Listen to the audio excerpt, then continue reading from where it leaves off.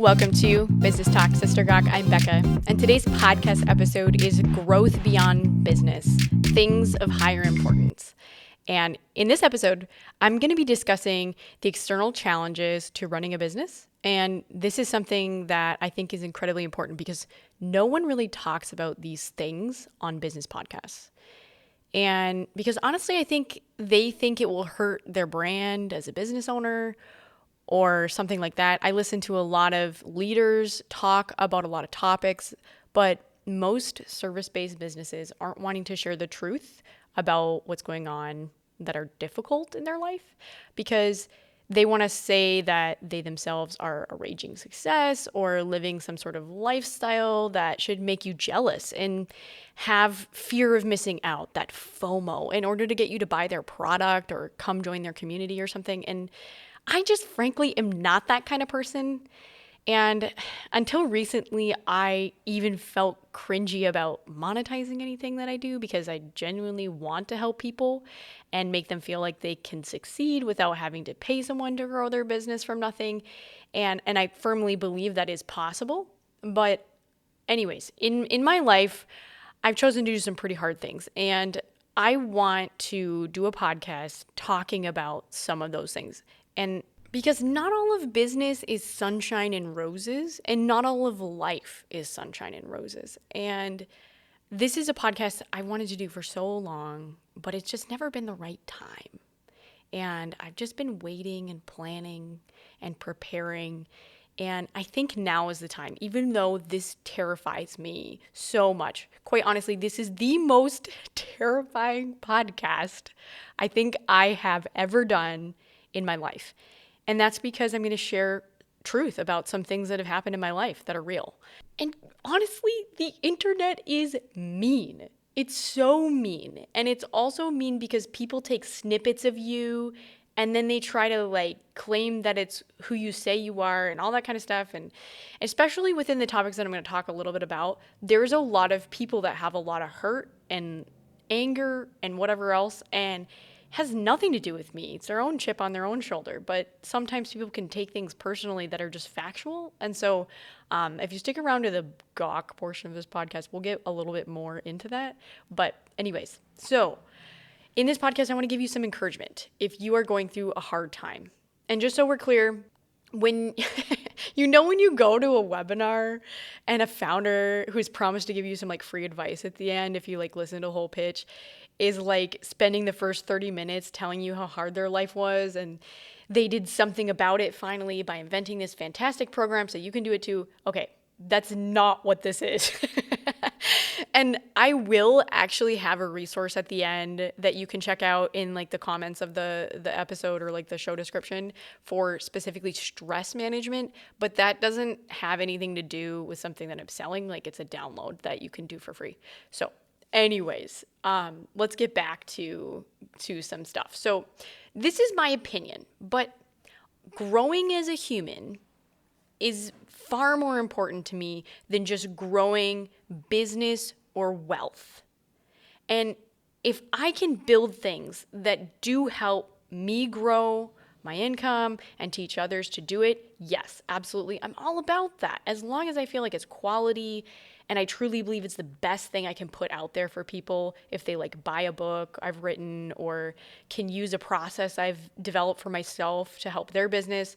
But I'm not sitting there doing that because I want to live this lifestyle of luxury doing nothing or anything. No, actually, I like to build things to make my education more efficient than if you sat down with me and had a conversation with me so that you can go back and you can listen to it again and again to ensure you didn't miss something when you wish you would have written it down when we talked in person.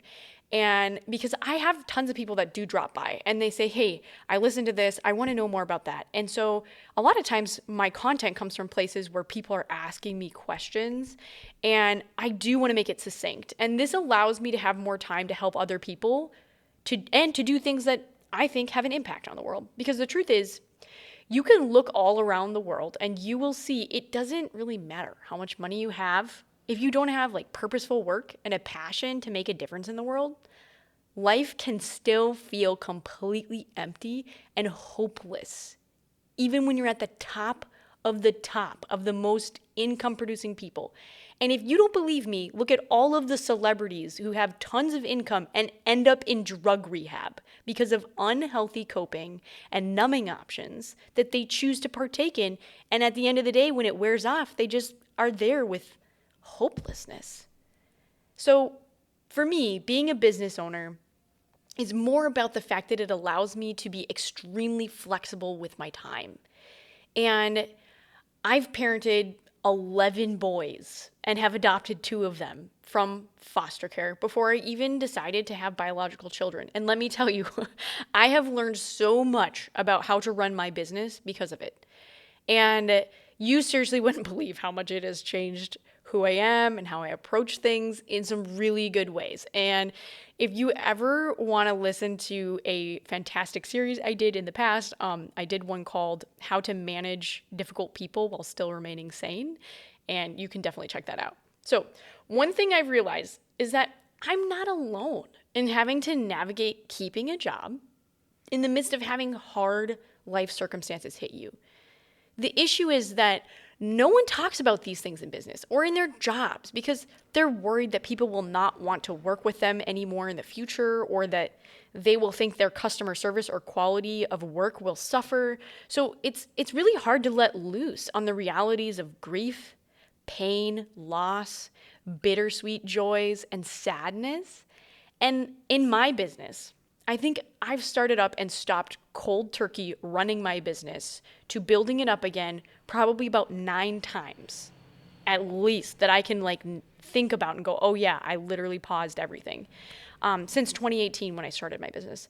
And I've literally gone through that startup phase of, okay, I'm getting back out there, I'm going to do this, and service providing full on for projects over and over again. I've had government contracts that randomly close due to budget cuts, and there's nothing I can do about it. I've had employees quit or leave unexpectedly. I've had literally to take a 20-day break to do nothing related to business in order to ensure my health was a priority. I've gone through postpartum depression, burnout. I've had to commit to homebound learning with one of my kids due to mental health issues and addiction. I've had to attend court cases, navigate residential treatment programs for intensive therapy. I've had to care for people with suicidal ideation, dealt with fire setting and stealing. I've faced off with drug dealers screaming at me, ding-dong ditchers wrecking my yard, and I have had to call the police more times than I can count on 2 hands. And I've walked the road of bringing my babies to drug treatment and loving them from far away. Honestly, there's a whole lot more stuff that is just a bit too explicit for this kind of podcast. But what I've realized is that I'm not the only person doing these things, because there are real life things with unhealthiness that has happened to people's lives, and they're far beyond their control. And yeah, I think every relationship is a 2-way street, but sometimes you come across people in a relationship who are employees, who are just customers, who are in the community, or even in your own family that have stuff going on that are beyond your control. And that sometimes comes with a significant cost to your business. And I want to see the world change. People have to be more important to me than business. And while I love doing this podcast, I want you to find life value beyond business in my podcasts. And I want to do things that change people's lives in a way where when they listen to what I have to say, they can feel that there's an opportunity for them to live without regret and thrive in life. And honestly, I have been doing this podcast for so long. It's never been the right time, but if you stick around to the Gawk portion of this episode, I'm going to share about a problem I've been working my way around for 7 years, trying to think about it from every angle. And if we tackled it as a society, it would probably mitigate so many billions of dollars. It is unreal. And literally the last time they did a financial study on this was 23 years ago. It was a $4 billion problem in 2002. So stick around for that. And we'll talk about it a little bit more because I really think that that's important. So here's my advice when we get back to business. If you are in a season of downturn, don't fear. I'm not saying that you will not have moments of doubt, but it's okay to cry if you need to. There have been seasons in my business where I have legitimately had to schedule on my checklist, just like a little bit humorous, but a little bit real. Like, okay, here's the time in my day where I will allow myself the time to weep in despair before getting up and moving on again. Like, it's okay if you have to do that because business is hard. And if you are an entrepreneur or you are thinking about being an entrepreneur, you are literally 10% or less of the nation. Okay, so just recognize that you are doing something just in deciding to become an entrepreneur that is harder than the average population. Okay, just acknowledge that. Because if you wanted things to be easy, you would just go get a job where you didn't have to use your brain to figure out how you were going to get paid next time. So during this time period, though, if you were in a down season, my recommendation is to invest in your learning. If there are skills that you think would add value to your business, add value to you personally, pursue getting more information about them, whether that's watching YouTube videos, listening to podcasts, getting coffee dates with people who you would find interesting to learn from. I have yet to meet a business owner that says no to a free lunch. If you say, hey, I think what you're doing is really cool. I'd love to know more about how you do your business. Can I take you to lunch? People are willing to do that. They are. Because most business owners know that there's a small pool of us out there. And if we can help each other do better, we're all going to do better as a community. And believe me, when I first started a business, I was terrified to spend $10 on taking someone out to coffee because I was that low in income. And I didn't want to spend any money besides my time because I was just like, well, how am I going to justify this? And listen to me, I get it. But there is always a way to start meeting people and making new friends and networking. Like, I got to the point where my local hardware store, it was actually Menards, did a free mug rebate. So it was, you could spend $1 and then they would give the dollar back to you. So the maximum you could get was 10 mugs. So that's what I did. I bought 10 mugs for $10 and I got a box of brownie mix from a low-cost food program called Ruby's Pantry, and I followed a recipe to make mug brownie cakes. Then I loaded all 10 of those mugs up in my car, and I went to people's businesses that I wanted to meet and get to know better and brought them a brownie with a mug and said, hey, I made this for you. Literally, like, no branding of mine and no ulterior motive, but just to understand their business and their role in the community so that I could build better relationships. And I promise you, connection can be very low cost and you just have to go do it. Even if it's just writing a handwritten note to encourage someone based on something that you've seen them do in the community, it is a sweet gesture that nobody takes the time to do, except for a very couple valuable individuals. And I actually have a friend that sends me newspaper clippings of things she sees me doing that get put in the newspaper. And if you cannot afford the newspaper, go to the recycling center and dig through the paper bin. There are always opportunities to do that. I mean, come on. Like, being poor should never be an excuse for not starting to build relationships. It is your time and it is valuable. The good news about poor economies is that most big businesses are not hiring. And I say that's good news because on the flip side of that, it means that small agencies or consultants or independent contractors can be accessed more regularly to fit the current need of those bigger businesses without the liability of having to pay for someone's health insurance and payroll and whatever else, and having the risk of having to do layoffs if the economy shifts even more. So actually, the inverse is a boon to people who are business owners, specifically in the service-based area. It's huge. Especially if you can't find a job right now, you can say, hey, this is what I can do, and offer your services as a contractor. in a way to help these businesses that can't afford to hire somebody. And they a lot of times can't afford to hire somebody even full-time anyway. So if it's like 6 hours a week here, 20 hours a week there, I mean, you can have more than one client that you're working with at the same time, and your value proposition is way higher than just somebody saying, hey, can you hire me for a job and employ me? So that's a huge tip. And then taking risk while you're young is also the best time to start a business, because you have so much time to recover if you tank.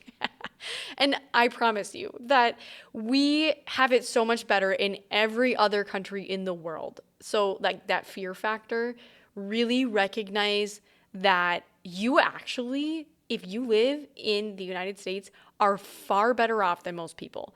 And I'm pretty sure it was in When Helping Hurts is a book that I read, that they talked about that if you have access to transportation, a roof over your head, and one hobby that requires disposable income, you're in the top 5% of the world's wealthiest people.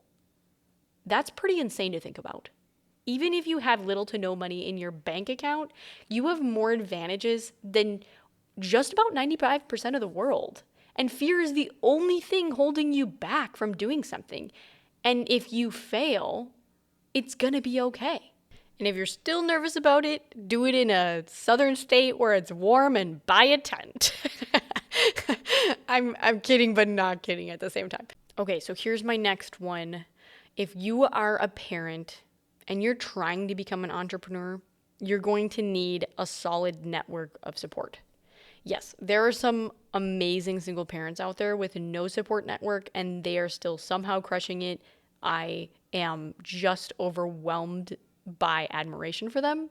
But I promise you, life is so much more full and so much less stressful if you don't do it alone. I would not be able to do all of the things with my ups and downs of my business if I had not had a community that has lifted me up and encouraged me. And side note, I do not like give him enough accolades, but my husband is fantastic. He is so good at helping me like evaluate relationships outside of business and being like, okay, a relationship is more valuable than business and work and all of that. I'm like, you're right. You're right. If you are stuck on where to find community, look into the nonprofits in your town that are active and doing events, get plugged in with them, check out what's happening at your local library, find like a church community that you could do life with, attend community art shows. Like all of these things can be fantastic opportunities to develop good friends and build that community. So that would be the piece that I would recommend in that too, is be giving of your time in creating positive community. Because when you find the right people, which can take a long time, by the way, in building relationships and learning. But when you find the right people, it can be fantastic for you to support them and them to support you. And the next thing I would recommend is get out of your generation, because people who are older than you have so much wisdom if you ask them. And I will say, even in my own business, some of my best supporters and people that I learn from are in their 80s. And they give me some fantastic feedback and encouragement when I am down in the dumps. And a lot of these people have previously run businesses. So they know a little bit about how to run a business, even without the use of technology, when things were a lot harder and took a lot more time. And I can guarantee you that if you look for your local coffee shop or McDonald's or whatever, where the cheapest nasty cup of coffee is, you will find a group of those 80-year-olds. And they are valuable. So take time to learn from them. And with that, I will say your mental health is important and it should be a priority. And I kind of talked a little bit about that with the aspect of like, I had to take 20 days off one time. And this was actually this last year. I called up a business mentor of mine and I just said, listen, I am at the point in my stress level where I'm throwing up every day. Like I can't keep food down. I'm shaking.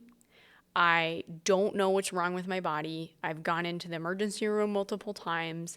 I don't know what to do. What would you recommend? And he said something super valuable to me that I didn't even realize was a problem of mine until that moment.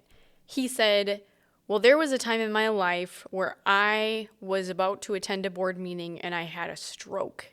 And I was in the emergency room, literally begging the people in the hospital to discharge me so I could get to the board meeting. And I thought it was so important for me to be there at this board meeting and present to all of these owners and whatever else. And as I was done and packing up at the end, one of the owners said something pretty significant to me about the importance of me being there.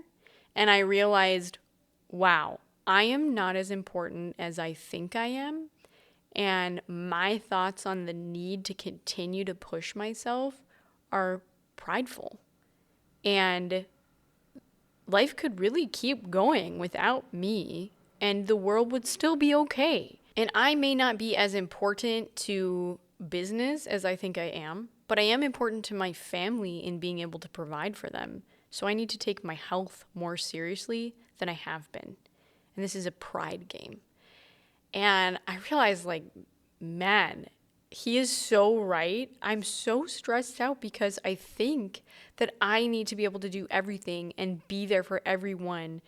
But maybe I just need to, like, take care of myself and be humble and recognizing that I am not able to do everything and not able to solve every problem, and be okay with admitting that and be okay with telling people that I need to take a step back. Because it does have external impacts to your body that could kill you. Anyways, okay. So we are going to be talking a little bit more actually about mental health in the next episode because I have a guest from the Star Tribune and it's going to be a really good conversation, I promise. Before we move on, I did want to mention that in the show notes today, there is a link to a free resource guide called The Grounding Guide for the Overstimulated Entrepreneur. And that I put together just as some quick reset tools for your nervous system in being stressed out while raising a family or other hard things that are going on in your life. I have really benefited from these things, so I'm telling you that I use these and they are available to you if you want to download them. Okay, so now we're going to transition to the gawk portion of this episode, and it is going to be a little bit longer of an episode than you're normally used to.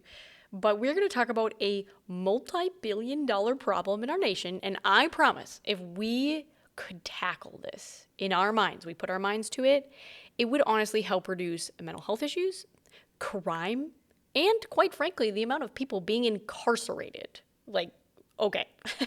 So this is something I have been thinking about from every single angle for a long time.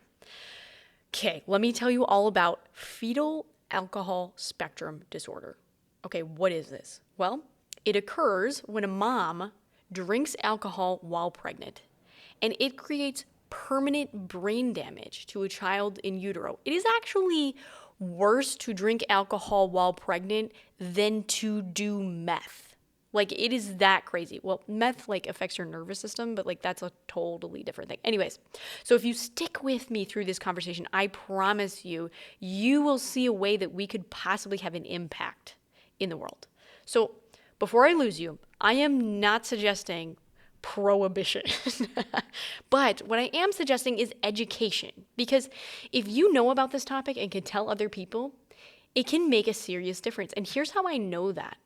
There's another big super issue that we've had in the United States. It's called sudden infant death syndrome. And in 2012, the NICHD expanded a campaign to emphasize safe sleep environments and back sleeping as a way to reduce SIDS. And here's what happened.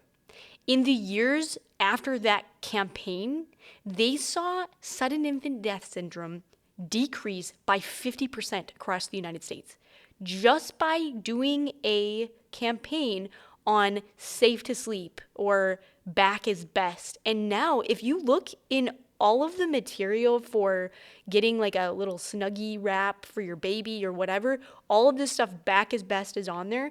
All of the manufacturers have decided that they are going to commit to educating people about the fact that you shouldn't have anything else in the crib, no blankets, whatever. We want to make sure that the baby can breathe well. A 50% decrease in death rates from just educational material is insane.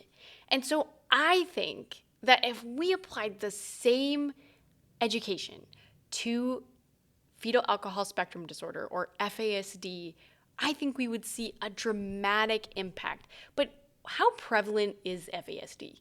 Well, that's a great question. And according to the National Institute on Alcohol Abuse and Alcoholism, alcohol is the highest among women who are in the first trimester of pregnancy, with about 1 in 5, which is 19.6%, reporting current alcohol use. Okay, 19.6% in the first trimester. And I know like some people find out later that they're pregnant and all of that stuff. But according to the CDC, 1 in 7 pregnant women report to current drinking. So this statistic doesn't even include admitting to past drinking. And if we're seeing that 19.6% in the first trimester, that is 1 in 5 people of our population. And that to me is pretty crazy. So what does it actually look like?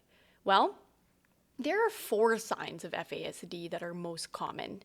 And the more, like, it's a spectrum. So, like, the more severe the drinking, the more disadvantaged that individual's cognitive abilities and all of that in the future. But here are the top 4 signs: ADHD, socially awkward, inability to budget financially, and lack of concept of time. And this can include like being late to work, not understanding how long things will take, not understanding how much time has passed during an activity.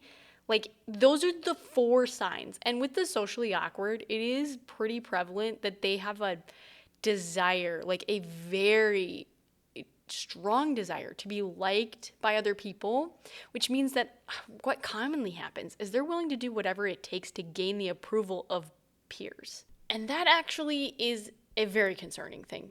But let's just back up. So 90% of the people with FASD, they don't have any kind of physical facial features or anything like that. And so those are kind of the top 4 signs where you start picking them out. And this is what to me is like so important for you to know. It is estimated that 90% of people with FASD have a comorbidity with mental health issues. That is something that I think is mind-blowing. The average life expectancy of someone who has FASD is 34 years of age. And 44% of those deaths are due to external causes, which include suicide, accidents, and poisoning by illegal drugs or alcohol. Can we just pause to acknowledge 34 years of age is a very short time frame of life. And it's because of the frontal cortex. That is your logic processing center. And if that's not functioning properly due to brain damage, you are far more likely to get addicted to drugs and alcohol. And this is a cyclical thing. It's not just in one generation, but you also have an insanely high presupposition to also having children with FASD because the addiction rates are so high. And so, like, there's so much here. And here's another study that I think is super important to understand. Now, with the 17th Judicial District of Colorado, they did a study for FASD funded by the FASD Center for Excellence. And here's what they were talking about. So research indicates that 60% of individuals with this disorder will be arrested at some point in their lives, and 50% will be incarcerated or placed in a locked mental health facility. This is a lot of people. And when they started actually doing a study where they were educating law enforcement officers from the perspective of the affected individual, what they were able to see is a change in the expected recidivism rate, which basically means like repeat offenses, from 50% to 15% for youth with FASD who are on probation. So what I am trying to say is, if we really educate people, including our justice system and healthcare providers and individuals who could be presupposed to want to do these things, or just even get a diagnosis to know what's going on with your own body, we could decrease so many issues in our society. We could decrease suicide rates, people being incarcerated. And do you want to know what really gets me about all of this? That we have all of this information about FASD and its connection to people who are being incarcerated and all of this stuff. Well, I was reading an article from the National Library of Medicine called Fetal Alcohol Syndrome in the United States Correctional System. And by the way, like the spectrum disorder versus syndrome, like they call it both things. It's changed over time. But anyways, this is what I found out. Only 4 programs, 7.4%, have reported, like talking about the incarceration facilities, have reporting having access to diagnosing services for FAS in corrections facilities. Of the 3,080,904 offenders, only 1 offender was reported to have a diagnosis of FAS. In their study, over 3 million offenders that they studied in this system, and only 1 person had a diagnosis. I think we are really missing the boat here on how to really deal with a lot of issues within our society. And what I even found was interesting about all of this with like their involvement with law enforcement and all of that, a high number of those issues are actually interpersonal relationship related, meaning they're having social issues with other people and coming into conflict and not knowing how to handle it. So a lot of like violence happens and all that kind of stuff just because they don't know how to manage their own emotions. And I'm just telling you guys, there's so many ways we could approach this. But the reality is, first and foremost, if we educate people to not drink while pregnant, we could dramatically decrease the 50-year timeline of drug and alcohol use, suicide rates, incarceration, crime, and violence. And that is insane to me. And I don't know why no one else is talking about it.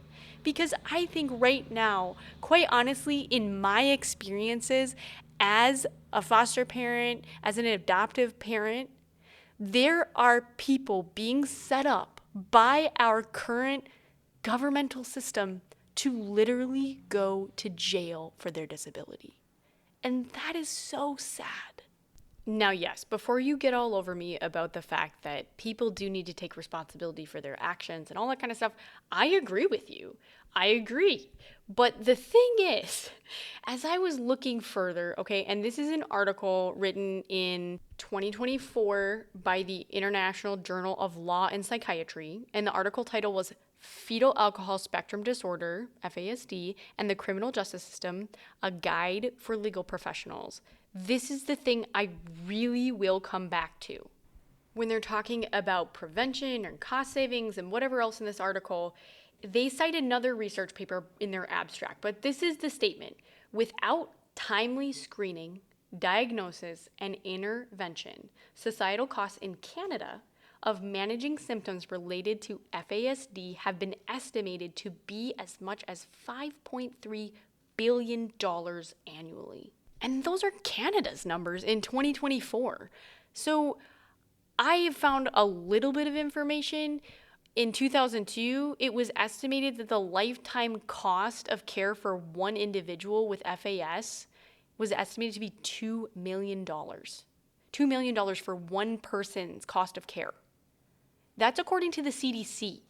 So yes, while I think people should take personal responsibility, I think that education, intervention, timely screening and diagnosis could seriously help us as a society. And that is my gawk for today. So if you enjoyed this episode, I want you to do more than give it a review. I want you to share this podcast with somebody and tell them to listen to it. Because the more of us that know and can say, hey, we could address a lot of mental health issues, suicide, all of this stuff if we just educated people, and people who were actually having this diagnosis knew about it and were able to actually get help and intervention sooner, then maybe we would save everyone a lot of heartache.